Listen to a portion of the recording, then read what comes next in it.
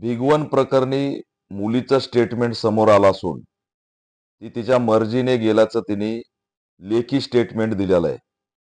त्याच्यामुळे आमदार गोपीचंद पडळकर आणि संग्राम जगताप हे ऐन शिवजयंतीच्या वातावरणात दंगलीचं षडयंत्र करत होते का, असा प्रश्न या ठिकाणी निर्माण झाला आहे.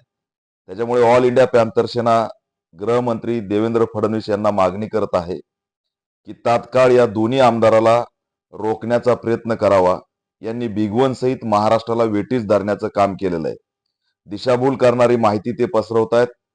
कोणत्याही प्रकारचा लव जिहाद नसताना त्या ठिकाणी लव जिहादचं वातावरण पिरून समाज घटकांचे माथे भडकवण्याचा प्रयत्न त्यांनी केलेला आहे.